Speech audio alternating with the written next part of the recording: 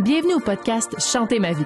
Mon nom est Vérona, je suis auteure, compositrice, interprète, chanteuse professionnelle, coach vocale et productrice de musique et j'avais envie de vous emmener à l'envers du décor de la vie des chanteurs et des chanteuses, de vous parler de trucs, d'astuces, n'importe quoi concernant l'art de chanter. Alors, dans cet épisode, on va parler du trac. Comment vaincre le trac avant une performance. Bonne écoute! Merci d'être là aujourd'hui pour une deuxième fois, Joliane. Choyé. Alors, on avait tellement de choses à se dire dans l'autre épisode. Il a fallu s'en faire un deuxième. Pas le choix. Pas le choix. On effleurait les sujets comme À ça. la demande générale, vous avez été nombreux à nous demander. Je me suis fait arrêter à l'épicerie plein de fois. Oui, c'est ça. S'il vous plaît, un deuxième épisode. À de quand Chanter le ma vie. prochain? Bon, alors merci d'être Oui. là encore. Plaisir. Merci de m'accueillir. Donc, j'ai aucune idée de ce qu'on va parler. C'est toi qui as choisi le sujet aujourd'hui.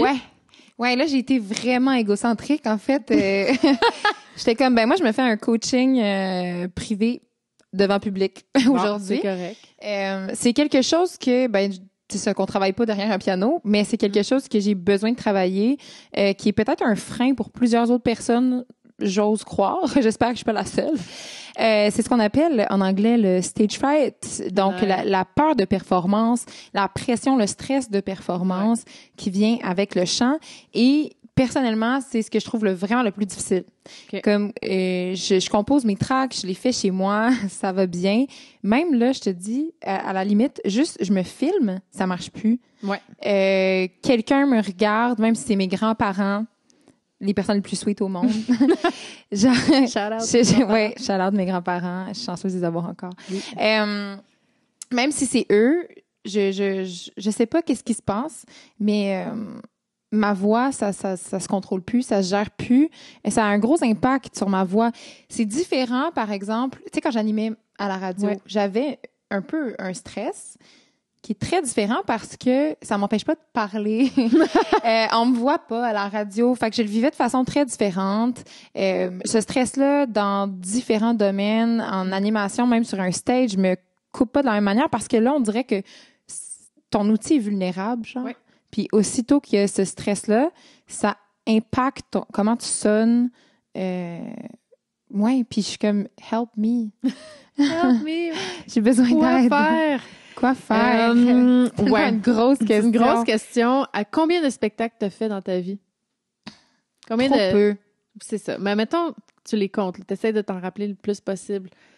Te performer, chanter devant des gens. Combien de fois? OK, mais est-ce que tu comptes genre les pièces de théâtre chantées au primaire puis Ouais. au cégep? Puis, Ouais. Ah, vas-y. Oh my God, je sais pas, là. Peut-être une dizaine. Incluant ça? 10? T'en manques. C'est juste ça. C'est ça, hein? Oui. Ouais? Tu penses que c'est la base? Ah oui. Tu sais, moi, par exemple, c'est ça, à 8 ans, j'ai commencé mes cours de piano. Moi, je fais du stage fright de piano. OK. Mais tu vois, j'en ai pas fait autant que le chant. Ah ouais. Le genre piano solo, là, et ça pourrait être super beau par moi-même. Mais parce que c'est ça, je faisais 3 concerts par année dans l'école de musique où j'allais, ce qui est quand même très bon. Mm-hmm. Puis ensuite, c'est mêlé à ça les petits concerts au primaire, là, 1 ou 2 par année. Donc, c'est à peu près 4-5 performances devant public par année, tout le primaire. Ensuite, le secondaire, ça a continué. Là, j'ai commencé les cours de chant, fait que là, j'avais 3 concerts de chant.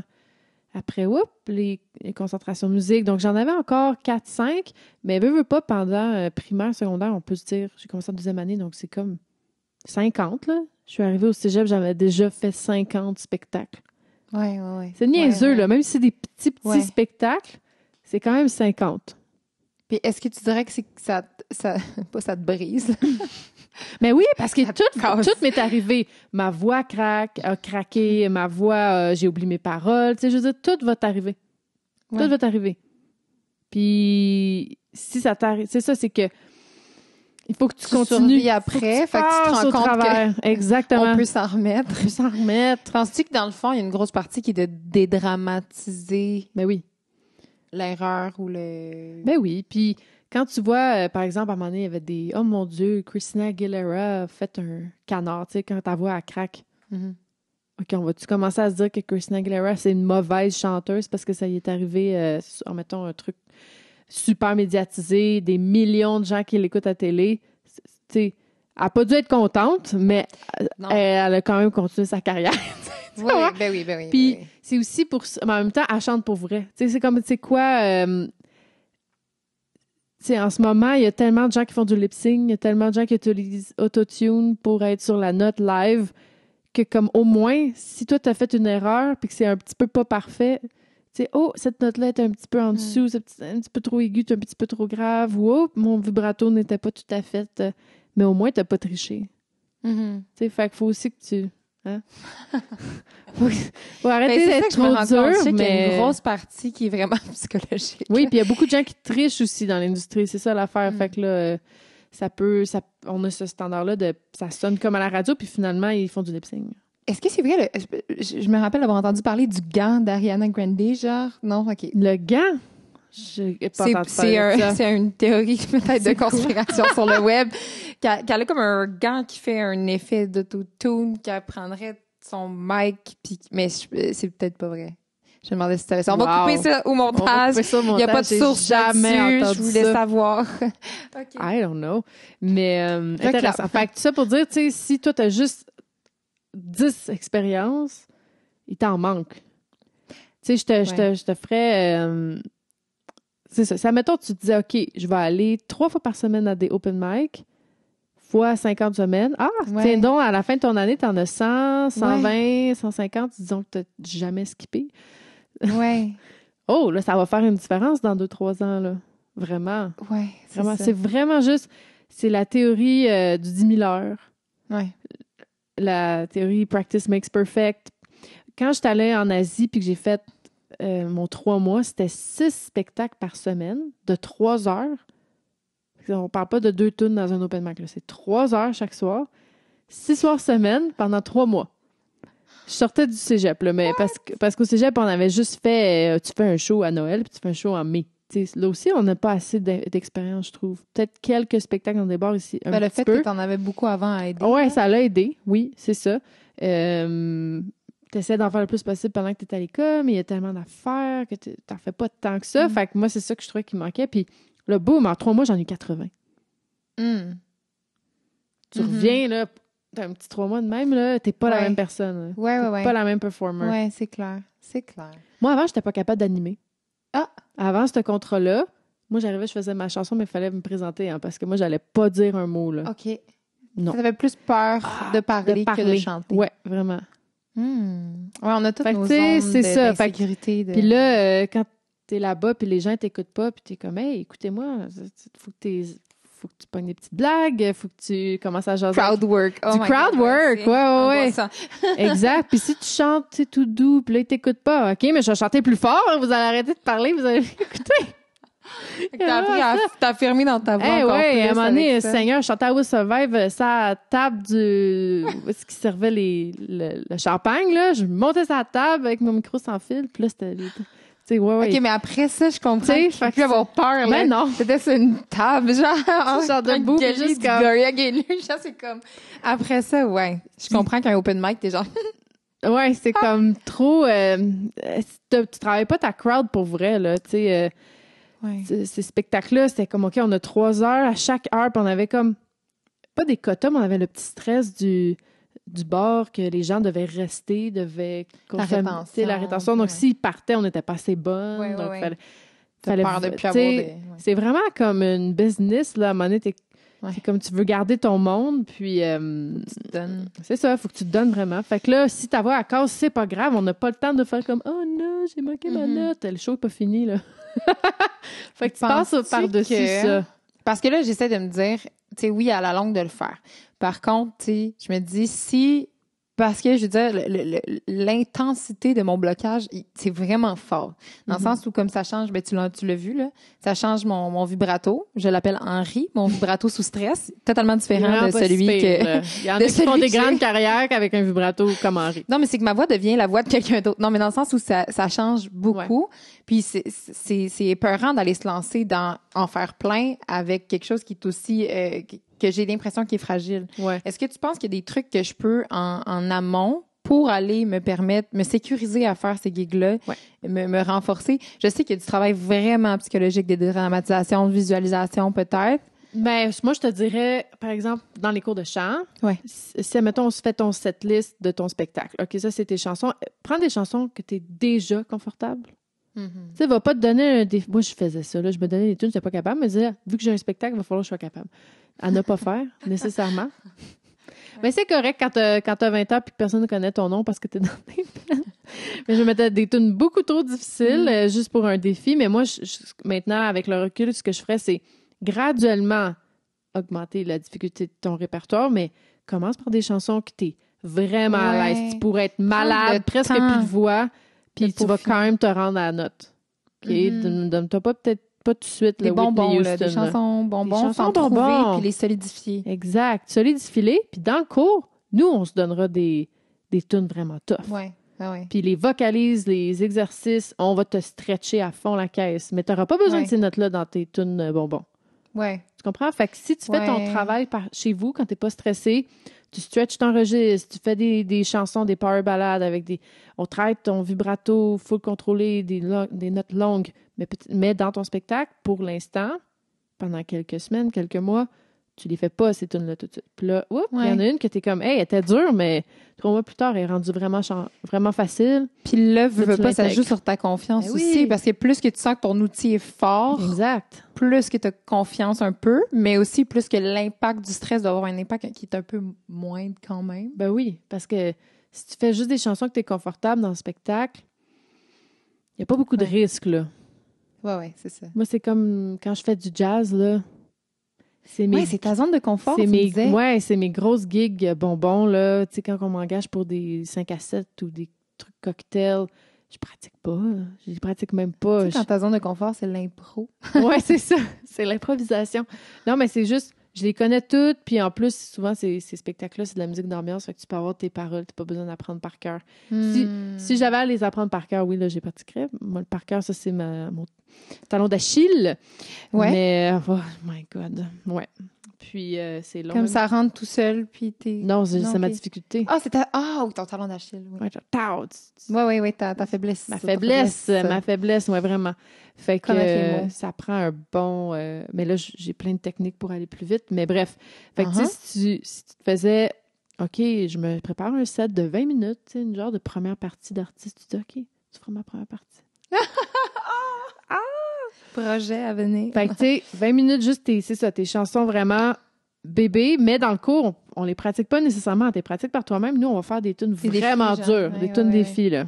Oui, puis même si j'ai pas de spectacle en vue, je monte ce pacing-là pour devenir solide à quelque part puis avoir des go-to. C'est ça. Puis tu parlais des paroles, puis j'ai envie qu'on en parle parce qu'il y a peut-être des gens qui ont fait comme OK, mais je veux savoir. Des trucs de.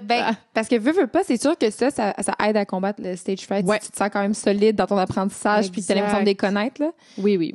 Comment tu as fait pour améliorer ça puis développer cette compétence-là, par exemple, d'apprendre ou te sentir plus en maîtrise de tes textes? Oui, il faut vraiment y aller une chanson à la fois. Comme en moyenne, apprendre vraiment bien par cœur une chanson. Moi, ça me prend 1 heure. Mais je fais juste ça, là. Ouais, mais quand t'en as 25 à apprendre, c'est long, là. 25 heures. En 2 semaines.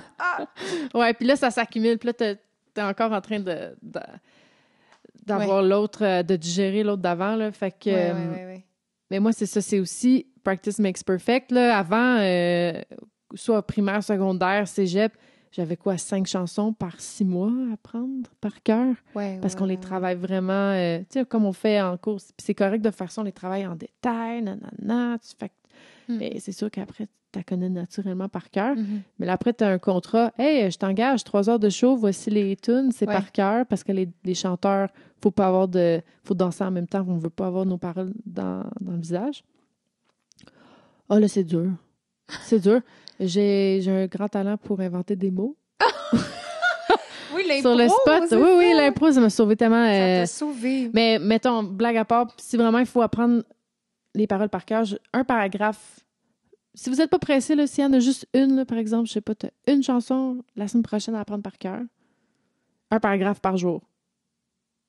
Tu fais une ligne, tu la lis, tu fermes tes yeux, tu la chantonnes. Ensuite, tu ajoutes la deuxième phrase. Tu fais phrase 1 et 2. Puis là, tu vérifies si tu t'es pas trompé. OK, good, on l'a eu. Phrase 1, 2, 3.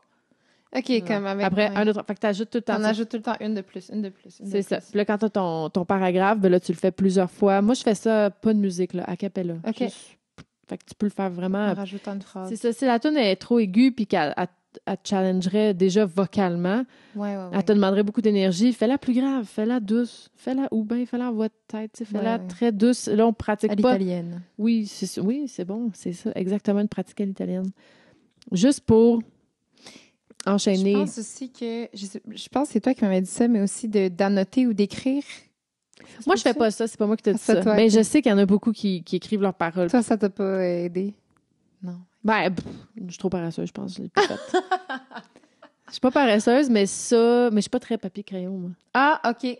Non. Ah, je vois. Ouais. Je suis très ordi, iPad. Ah ouais, OK. seul. Ah non, moi, je pense que c'est ça. Je pense que pour moi, pour apprendre des paroles, les réécrire avec avec des petites flèches, là, genre, OK, ici, je monte plus. Là, je fais des petits dessins OK. là, à côté pour les avoir.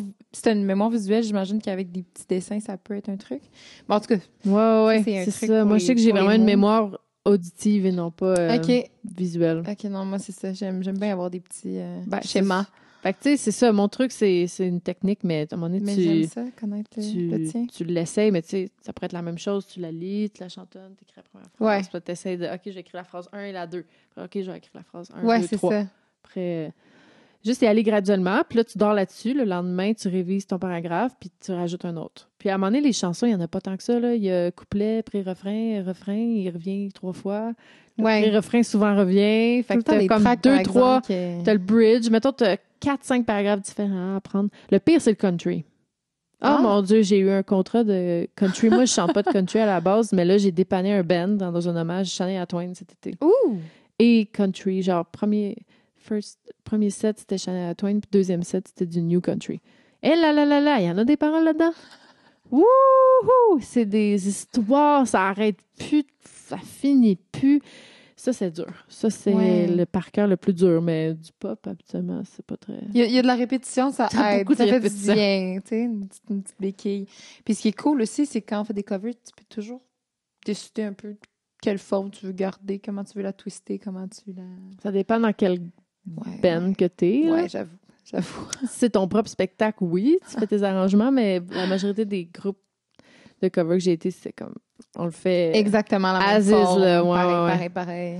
Ah ouais, hein? Est-ce qu'il y a même les mêmes descentes vocales? Ouais, même riff, même... Tout. Fallait presque imiter le timbre à un moment donné. Puis après, j'ai d'autres bands qui sont comme non, met ta sauce. OK. Comme si rajoute des riffs, si tu veux. OK. Tu sais, ça dépend vraiment du producteur, de Ouais, sa c'est ça. vision de son groupe, de son band. Ouais. Mais, fait que, pour revenir au stage fright, vraiment bien connaître ton matériel. Ouais.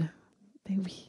Des fois, c'est juste ça. Hein? Si t'es un petit peu shaky, puis tu connais pas bien tes paroles, tu connais pas bien ta forme, ben là, tu t'aides pas, là. Ça aide pas. Ouais, c'est ça. Fait que apprendre à bien maîtriser son instrument, à être à l'aise avec, gagner de la confiance envers, les paroles, bien connaître son matériel, avoir des go-to solides, que tu sais que même si Henri arrive, c'est pas grave, tu peux t'en sortir. Yeah. Faire du coaching. Ouais, c'est ça.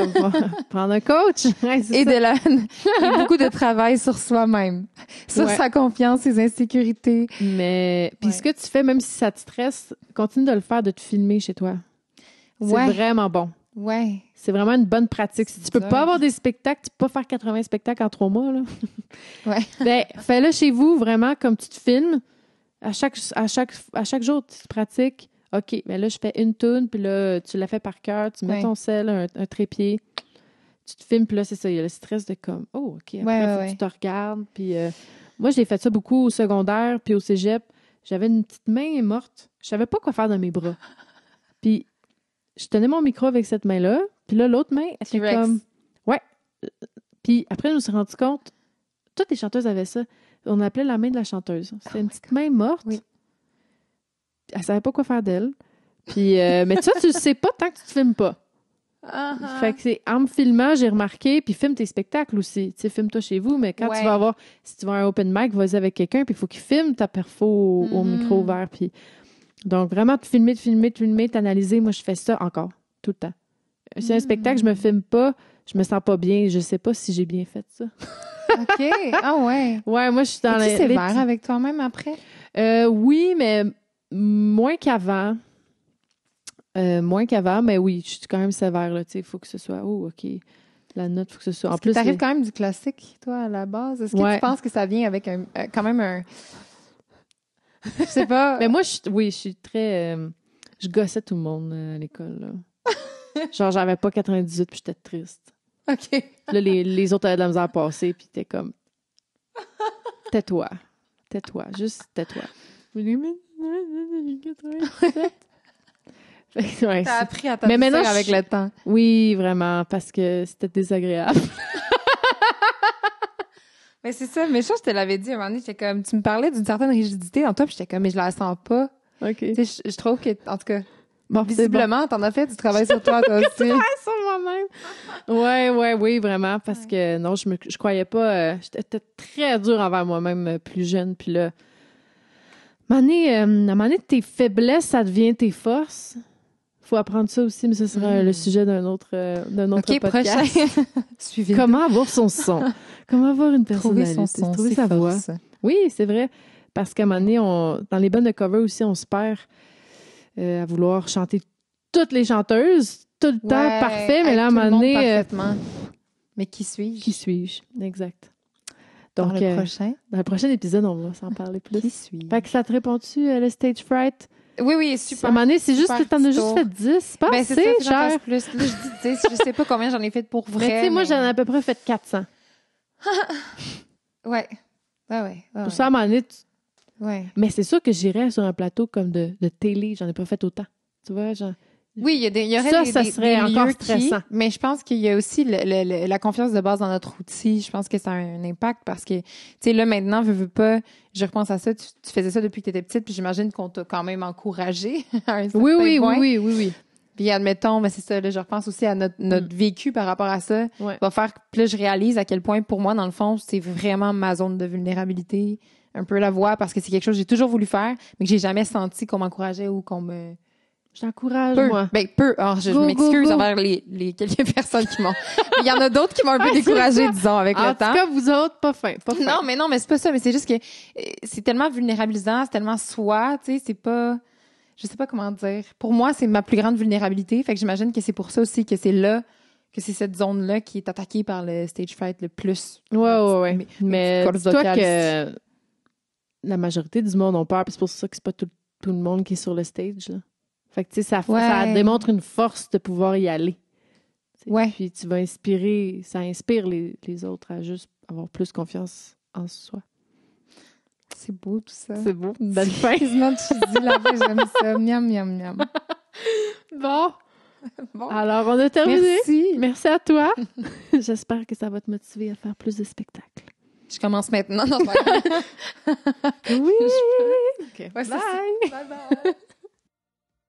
Merci d'avoir écouté cet épisode. J'espère que vous avez apprécié. Vous pouvez me retrouver sur tous mes réseaux sociaux ainsi que sur mon site internet veronamusic.com. Tous les liens sont dans la description de ce podcast. Alors, on se revoit à très, très bientôt.